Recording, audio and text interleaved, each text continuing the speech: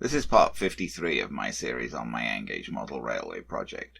Previous parts covered the project from its inception through the creation of the baseboard, selection and laying of track, building of scenic items, obtaining rolling stock, etc. The project is ongoing. This part is almost entirely running video and concerns the ability or lack of ability of locos to pull substantial trains up a gradient. This, of course, was a major concern on real-life railways, and is made worse in N-gauge modelling since we have steeper gradients, tighter curves, and locos with much less ability to grip the track. Just recently I received a Union Mills Web 18-inch goods loco and reviewed it in one of these videos. I noted at that time that the Union Mills Web goods had excellent pulling power, and I showed that it had no difficulty pulling a train of 20 wagons up the steepest curved gradient on my layout. I noted at that time that few N-gauge engines other than Union Mills models would be expected to perform as well. While I still had that 20-wagon goods train made up on the layout, I decided that I should run some trials and see how other locos made out trying to pull that train up the curved gradient to the viaduct. So here we go. Let's see how a few other engines manage that train. Okay. When I was setting up, when I was testing the Union Mills Web goods engine that I received recently, I set up this little train of 20 wagons here.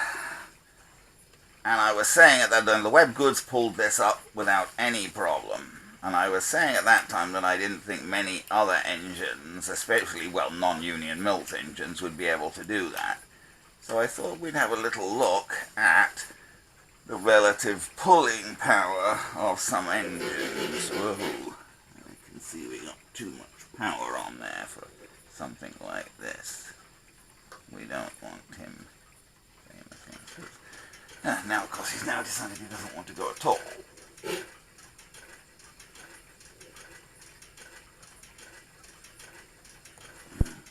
That's a question. You have to balance the power on the circuit for... Nope, then there's too much power for him.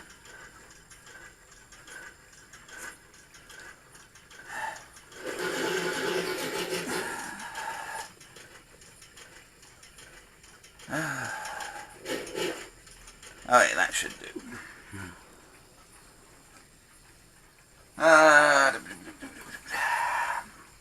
This is a beautiful engine, an absolutely beautiful, lovely engine, but I don't think it's going to have a lot of pulling power. This is the current Graham Farish Fowler 4F. Lovely engine. Oh, it's still got too much power on.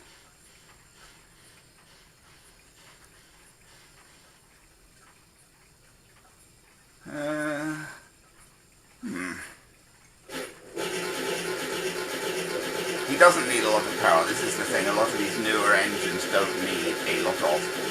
I've got him going the wrong way, haven't I? I've got him going the wrong way. I beg your pardon. I need to turn him to pull the train the right way round.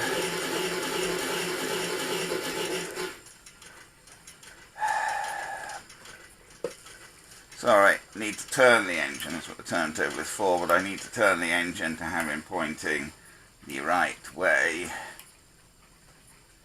to pull this train, because I've got this train going in the down direction.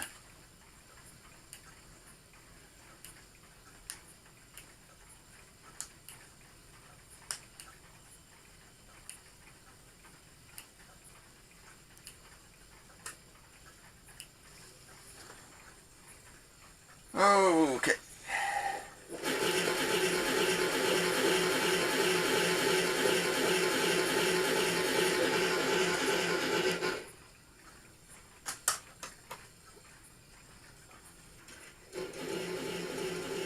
So we'll bring him round now.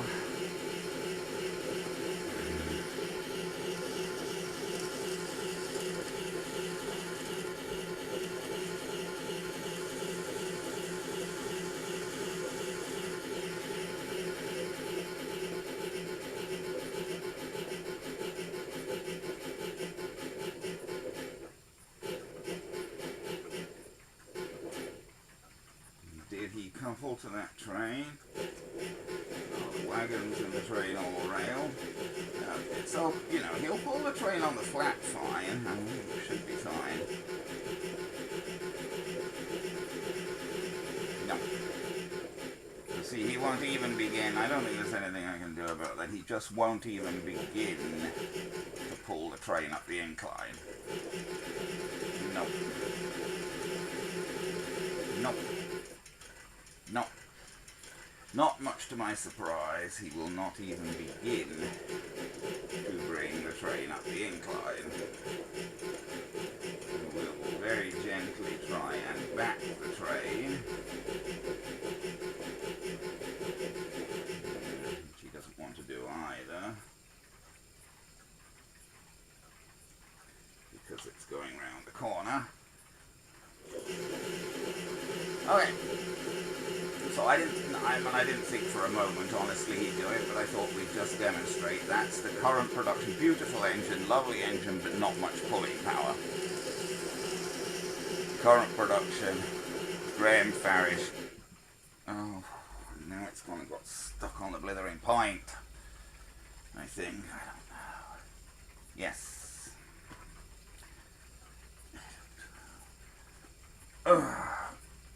It's got stuck on the point there. No, it's not gonna go. Oh.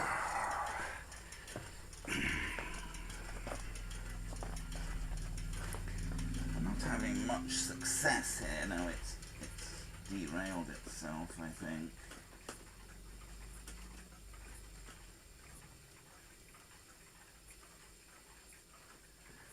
I don't know.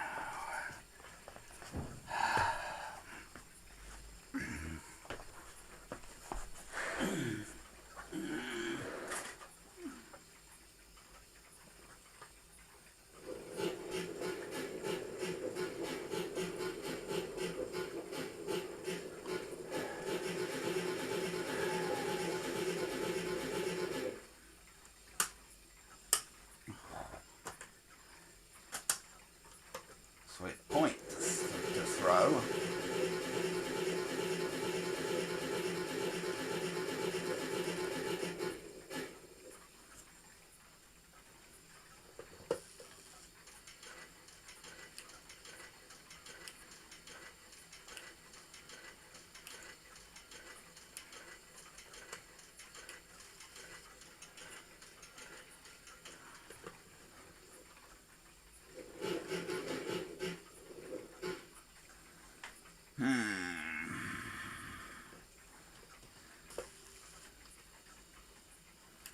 Try a wild card here. Let's try the lemur 4F. I think that's also a 4F, isn't it?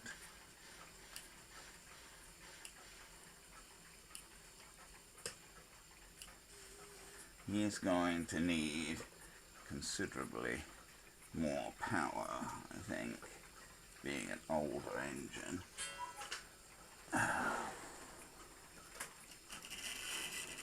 Blimey. I don't even know whether we should try him, because he doesn't seem to be operating very well, does he? He's grating a bit. Mind you, he always did, I think. I think he always did have he always was a noisy runner.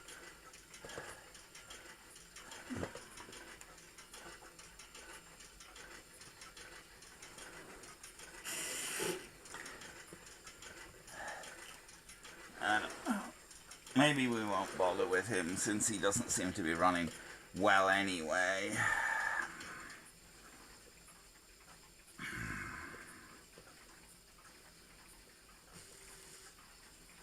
Okay, let's try another Graham Farish Loco, a nice one. Oops, not too much power on here, because I turned the power up for the lemur.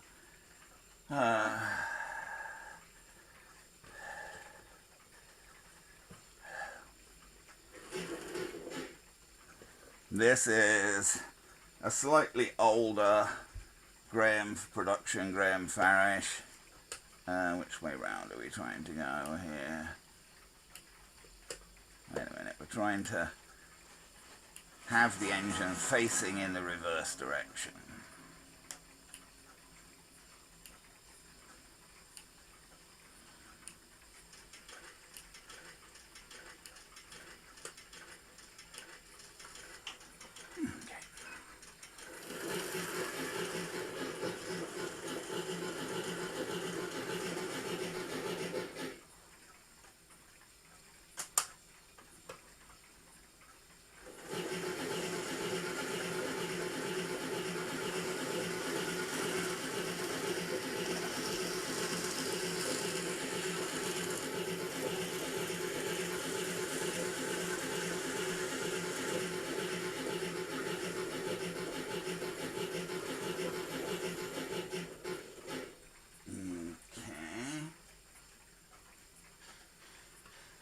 pull him up.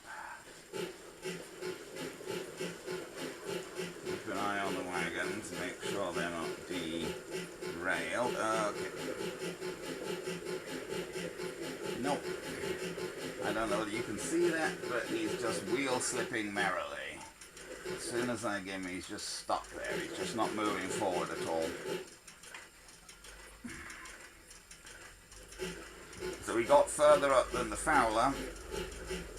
He got further up than the fowler, but no, he cannot get those wagons up. He cannot get those wagons up that incline. Nice engine again. Not quite as pretty as the fowler, but doesn't have, you know, the fowler has a nicely finished cab. This doesn't have a finished cab, it just has a capacitor in the cab. It's an older Graham Farish engine, but it still has a nice red line black livery, LMS livery. I've got a crimson crab as well, but again, they're not going to pull this train round the layout because they can't get it up the gradient.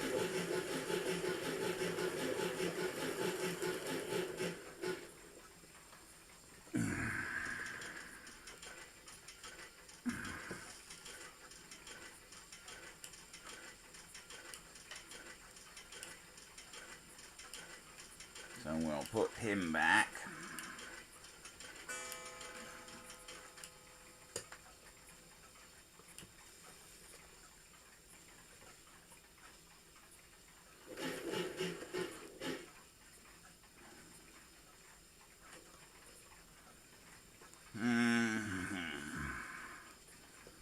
Now, just have a look. This is the only Union Mills engine I'm a bit dubious about. Mostly Union Mills engines, I'm sure,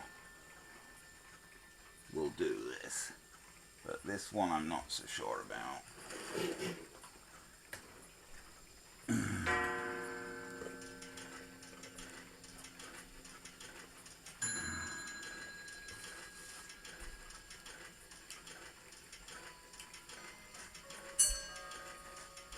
This is the Union Mills LNER X Northeastern G20.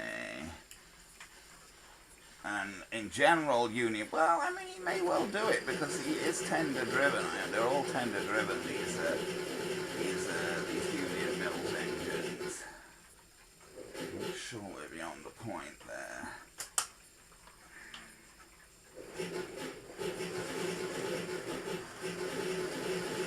He's also a bit of an unsteady runner. I had to do. He wasn't running really at all when I got him. I had to do some work on him. He'd been dropped, I think, at some point, and I had to do some work on him when I received him. So he's been probably the most unsteady runner of any of my Union Mills engines, but let's see if he can do it.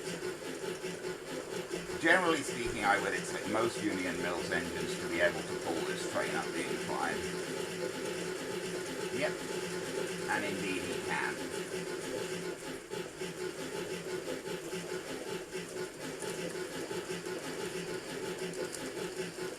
Be a bit careful over the viaduct here and over the points because I don't want the train to come apart if I can possibly avoid it.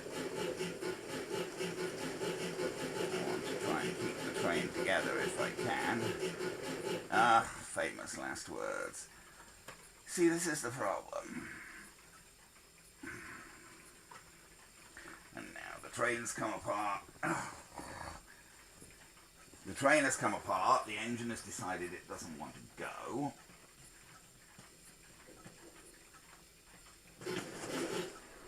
And now the train's come apart in another place.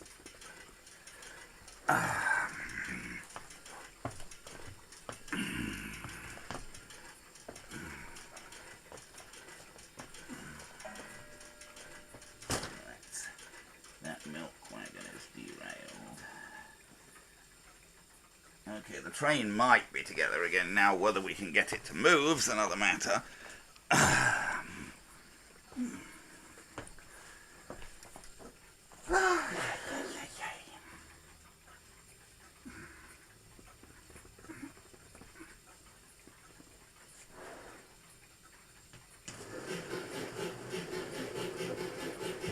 don't want to move it too fast.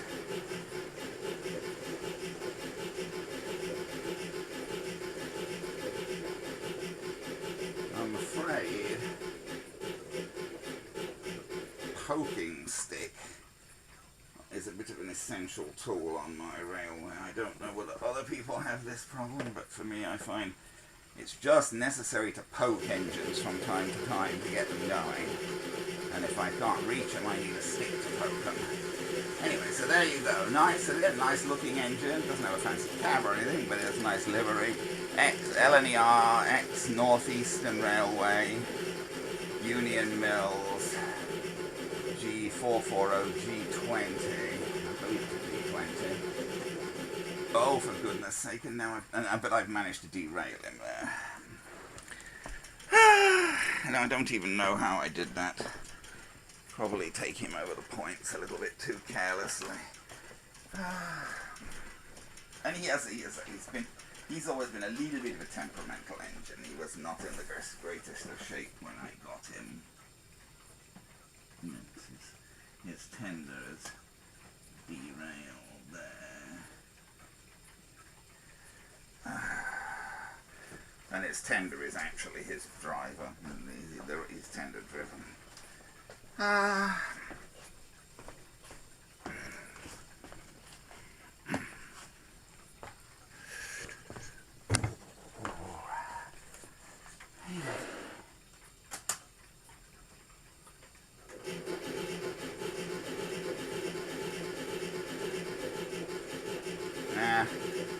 When I poked him, this is the problem, when I poked him with a poking stick, quite likely, I derailed his tender slightly. That's the problem with poking. If you poke in a distance with a stick, it's all too easy to derail things.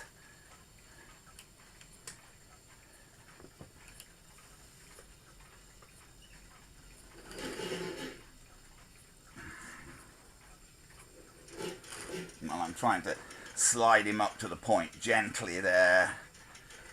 I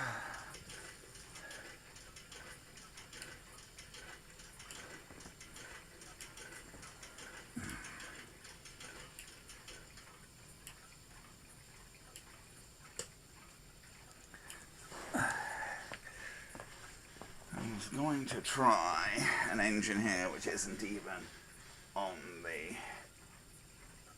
line. This is the more recent tender driven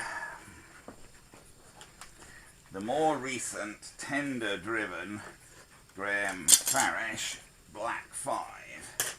Now you would, again, this is an engine you would sort of hope would be able to pull this train because it is tender driven, and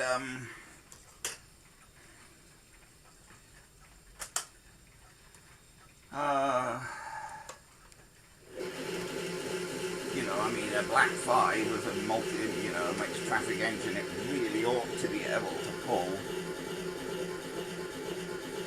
It really ought to be able to pull this kind of goods train.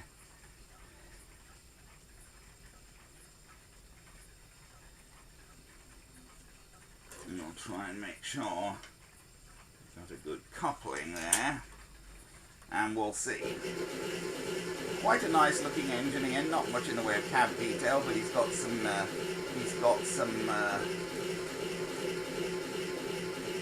separately fitted, okay, so he can just about get that up. He's struggling a bit, but he can just about do it. Oops. And we keep coming uncoupled here.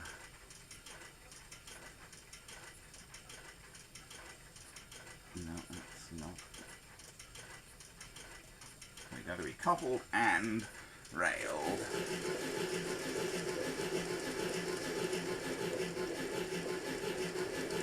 So he just about did it.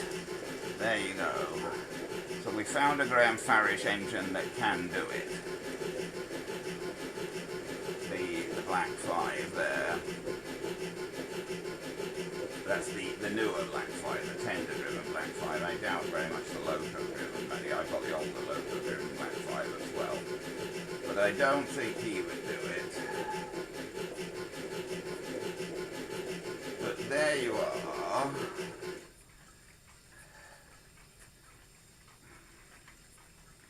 Okay, I'm just going to take him off for the moment. Now let's just have a look at somebody else here. Let's bring out a Pico engine here.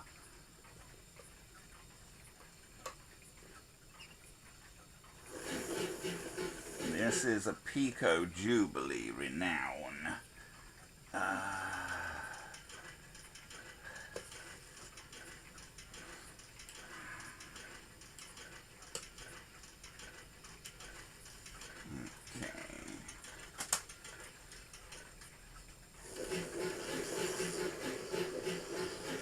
Needs a little bit more power.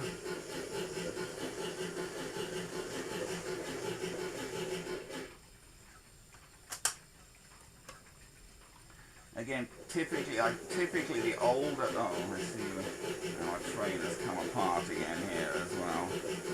Typically the older engines need a bit more power than the newer ones. The newer ones operate with less voltage than the older ones typically.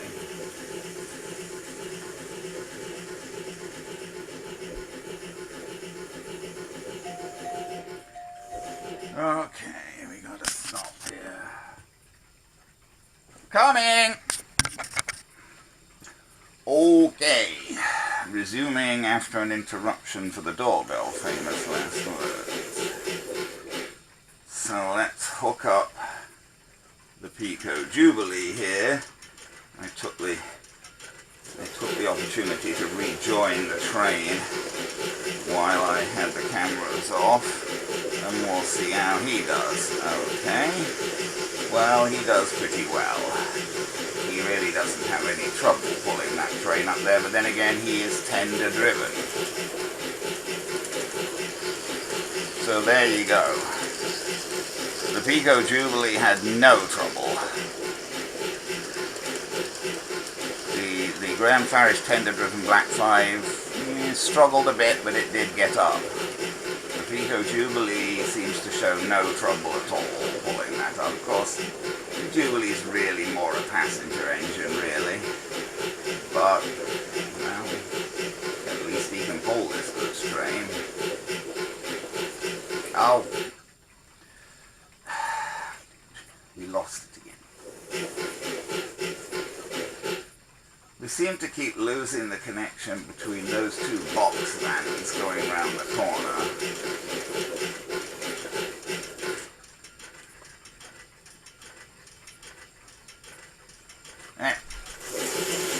So let's run the Jubilee around light engine, and what shall we try? Shall we try one more? What shall we try? I know the small tank engines, the Ginty and the Graham Farish Ginty and even the Graham Farish Fairburn. It would be nice if the Graham Farish Fairburn would do it, but I know it won't. The Graham Farish Fairburn tank, what's that? That's a, I always forget, like, I can't remember. I cannot remember what it is.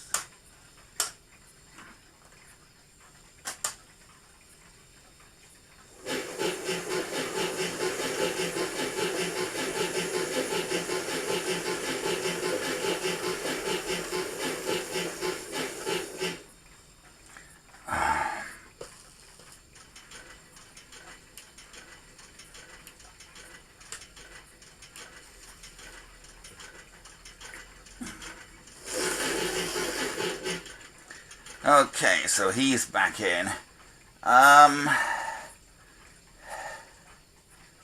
The only way the Fairburn tank would do it is double heading.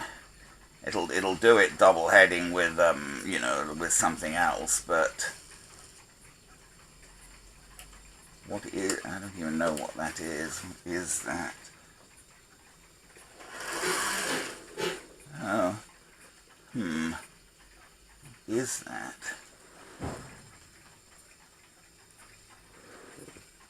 like a...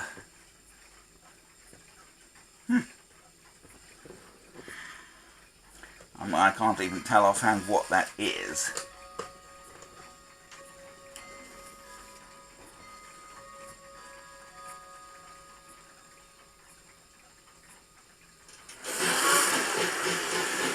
Jumpy. It looks like another 4F or something.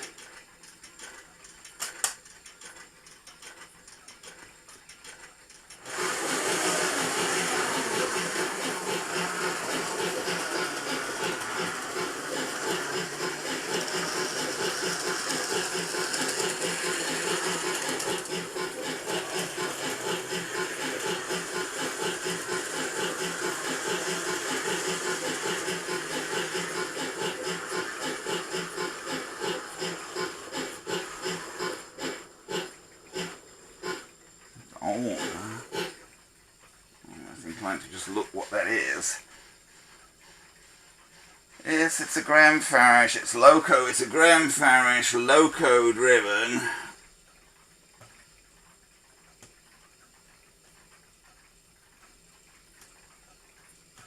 Oh, you know, I know what it is.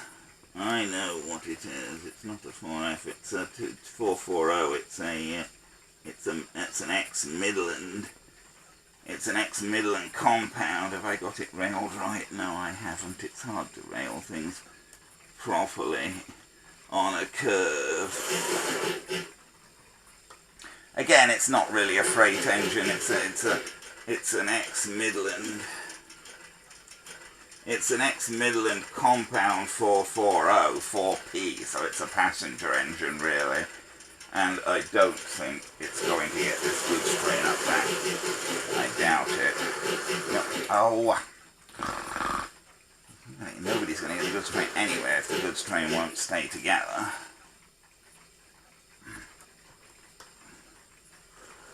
Oh. I've derailed I hit it too hard going backwards into it and derailed one of the dairy wagons.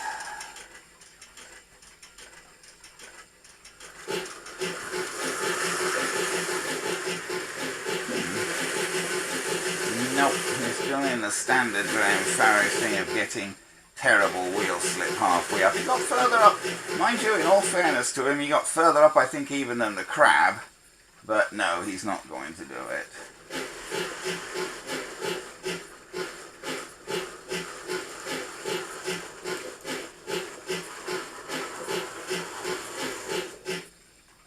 He's not going to do it. Whoops. Unwise.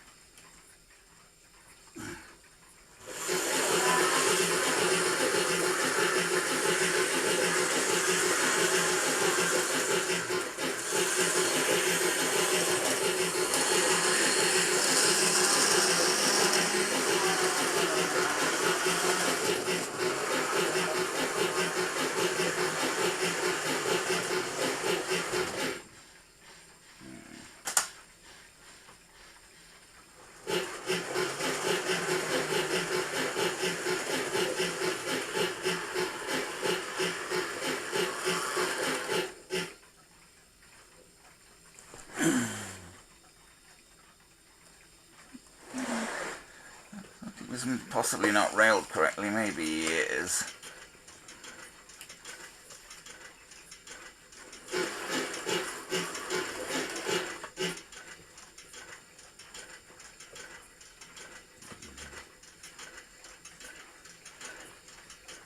I'm just trying to park him so I can see there's something parked there.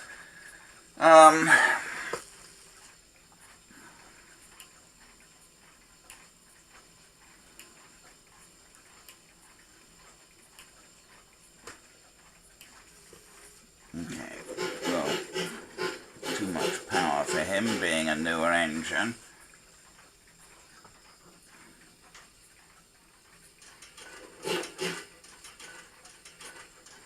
This is the Fairburn tank.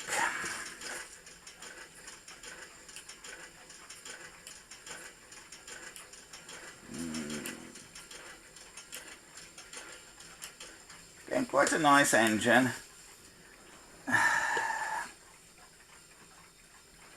But I don't think there's any way.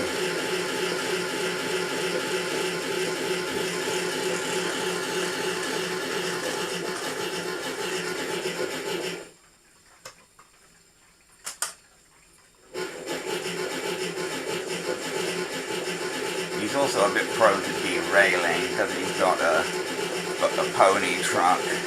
He's got a bogie and a pony truck. So he's like a 264 tank engine. So he's a bit prone to coming derailed with having a pony, a pony truck at one end and a bogie at the other end.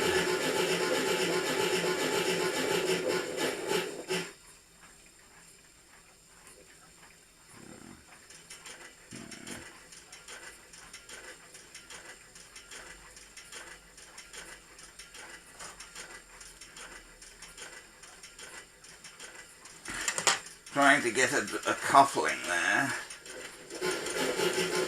Now again, all of these engines will pull the wagons on the flat, obviously.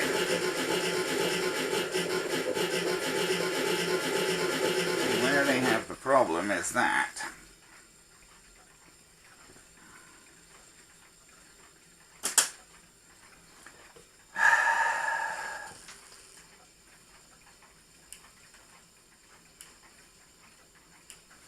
I'm going to see if I can double head here. I don't know whether I can get this to work, but I can try.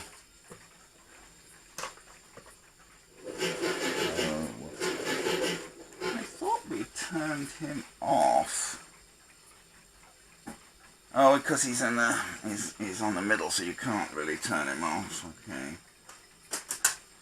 You can't really turn him off. Oh.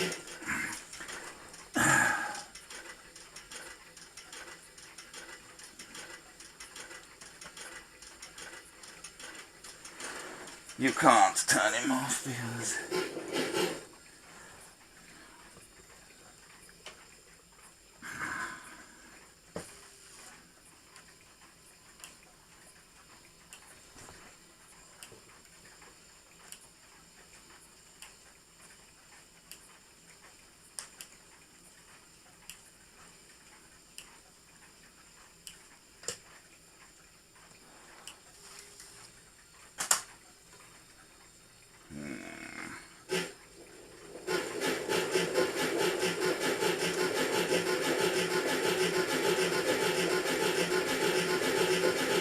I don't have DCC here, so I'm mucking around here trying to control two engines without DCC, which is obviously iffy.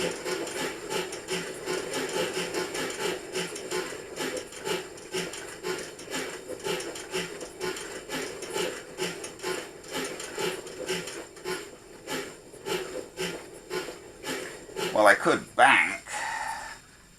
I could, but I don't know whether that's safe.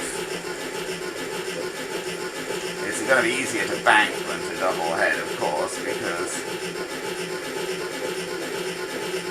that's just going to sort of happen naturally, whereas double heading would be, I'd have to get the Ginty round backwards. This is the Ginty I'm trying to bring in to help here. Okay, so now you've got the Ginty banking, but I think we've got I think that milk wagon, this is the problem. So, with a long train like this, trying to bank it, applies a lot of side pressure on the wagons. I'm applying very little power here, because this is a delicate operation. So there you go, with two Graham Farish tank engines on it, the Fairburn on the front and the Ginty on the back, we can get it up. And indeed, now the Fairburn's pulling it away from the Ginty. The Ginty's not even keeping up now.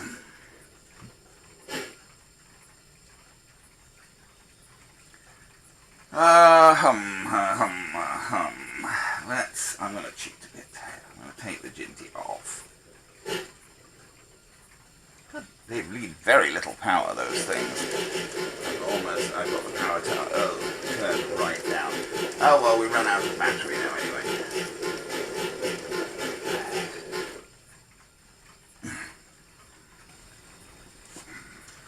Okay, I'm just going to try it very briefly with the Ginty and the Fairburn double heading, as opposed to banking. So there you got the Ginty is piloting the Fairburn there.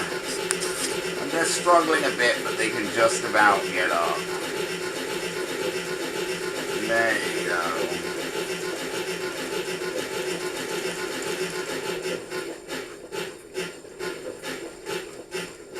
There you go.